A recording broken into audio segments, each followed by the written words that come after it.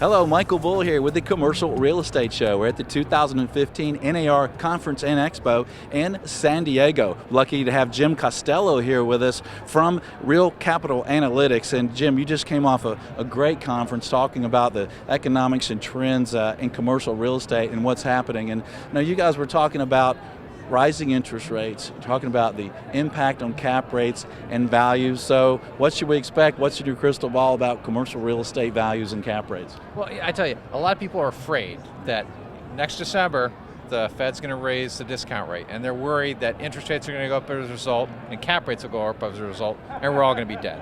That's what people are, they talk like that. Maybe not the dead part, but they're fearful of cap rates going up and then values declining as a result.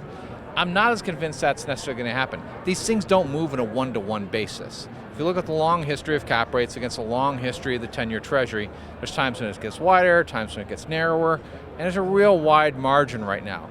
That wide margin says that investors are pricing in a lot of risk in their investments today. And it may sound funny to folks saying that, hey, they're pricing in risk, given the high prices people are paying, but it is actually a much more stable market today than the 2006-2007 type experience.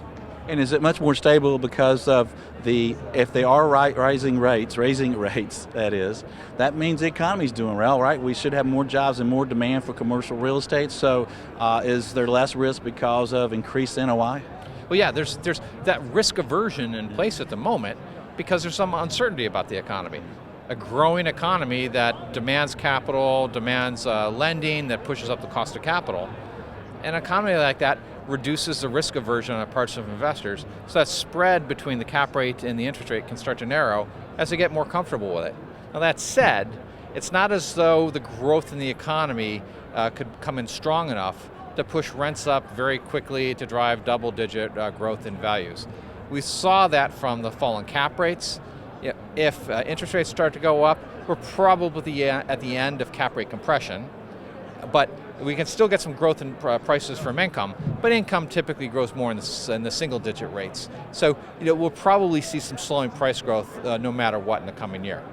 And we're here at the Realtors conference in San Diego, and there's a lot more commercial brokers here now. So what would you tell a commercial practitioner when they're talking to an investor that they're helping buy a property about an exit cap rate? If they're thinking about selling a property 3 or 4 years from now, let's say, and they're buying it at a 5 cap or a 6 cap, what might they expect moving forward? I know it's a crystal ball question, but what should we use in our exit strategy?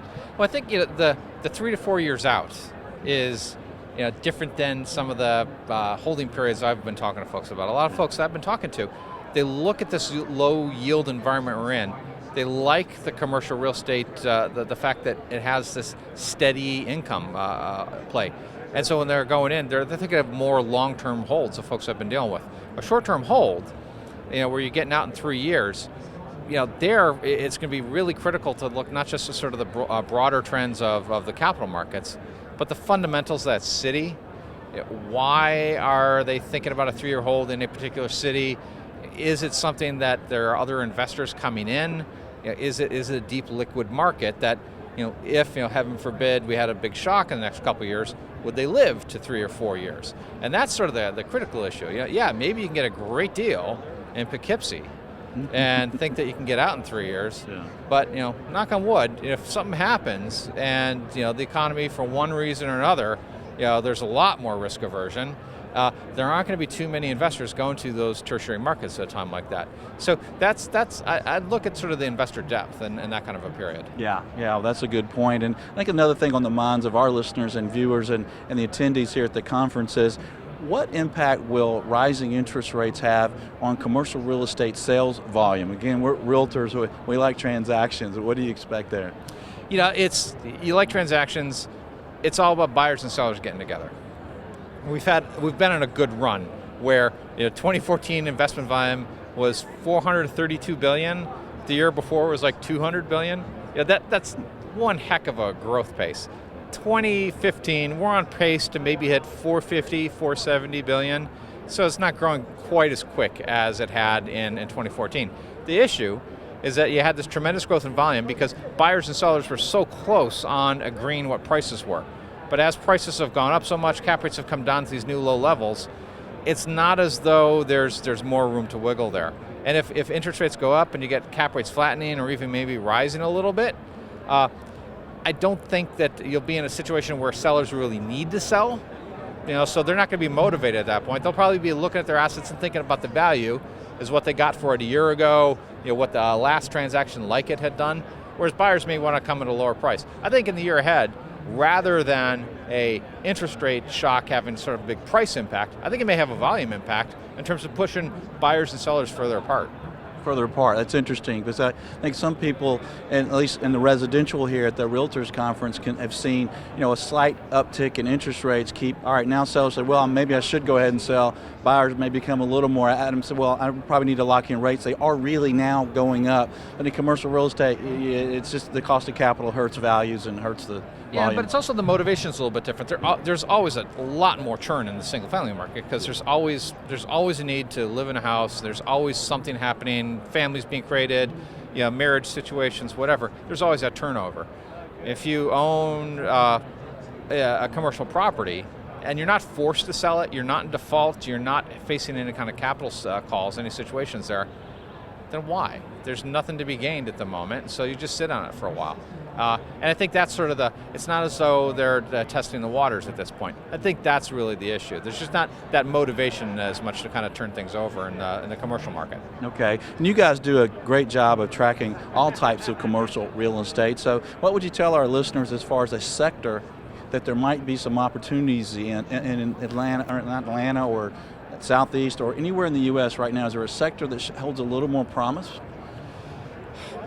Sectors that hold promise, it's always dependent on the eyes of the beholder in terms of what that promise is. I mean, if you're the investor coming in with a lot of wealth that just needs to be sheltered somewhere, let's say you're a Latin American dictator, stuff in Miami. How'd you know I am?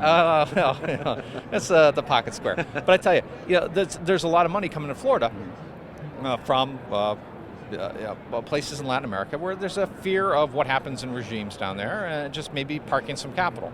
It's not necessarily a lot of good price appreciation there, but there's a price, there's sort of the capital stability. Other cities, we want to talk about sort of the opportunities. Maybe if you talk about it from the perspective of where is there growth potential, maybe cities where you may see more cap rate compression. If you think about it from that perspective, some of these secondary and tertiary markets where there's been some volume growth, but prices haven't quite adjusted as much. There's a few of those still out there that there's some activity, but it hasn't led to a tremendous compression in cap rates yet.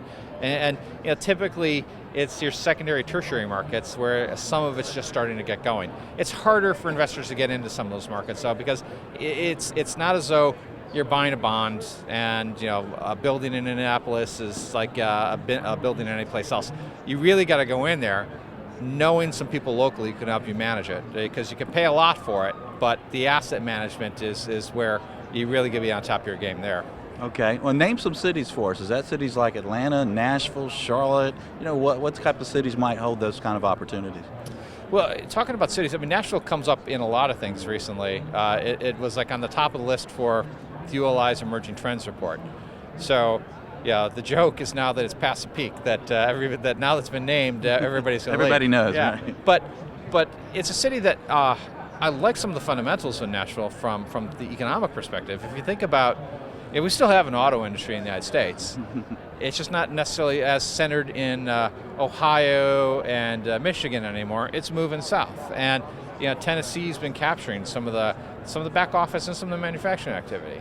And Nashville, I look at Nashville almost like an Atlanta 30 years ago, and so I think there's some potential, and it's a fun city, and that's an important thing for trying to attract some of the high quality labor that is needed in the modern economy. The millennials, everyone talks about the millennials. They want to go someplace where there's fun. There's a nice experience. There's good music and fun in Nashville, so that's it's got a lot going for it there. That's right. You do need that job growth, right? You need the population to create the demand in these communities, right? Yeah, absolutely. I mean, and that's the challenge. What are the jobs that are growing? And the cities that have done best are the ones that have sort of the tech sector focus, the financial sector. I think that when people talk about we're in the silly season of politics, you'll see a lot of talk about bringing manufacturing jobs back. That's one. I'm just not convinced that there's going to be as much growth there. The United States, as bad as things may seem to people here at times, it's the best part of the developed world. Our currency is strong. That's going to help to limit some of our export potential and our manufacturing potential. But beyond that, the long run trend has been for firms to substitute manufacturing workers with technology. I think we're just going to see a lot more of that. The simple profit motive for corporate boards is in place on that. So I think we'll continue to see an erosion of the manufacturing labor base, even though we're making more manufactured goods than ever. Yeah, and that's too bad. And you mentioned politics. So you guys track these markets. You've done it through several elections. What about where we are now with the current politics and the world economy? Might the election results impact commercial real estate in any way? Who wins? That's I haven't thought about that one yet. That's a tricky one. I'm sure there's probably at some point a different policy positions going to come out from the different candidates. I think it's early enough, thankfully, that they haven't really put any details down on that. Yeah. But if we talk to this time in about 6 months, I think those kind of stories may be clearer. That's great. Well, we'll check back with you in 6 months. We want your predictions on that. Thanks for joining us today. Hey, no problem. Thank you. All right, Michael Bull here with the Commercial Real Estate Show, the 2015 NAR Conference and Expo in San Diego. The Commercial Real Estate Show is brought to you by Bull Realty, a great place to do business. RealNex, software for productivity. Xceligent, information for the professionals.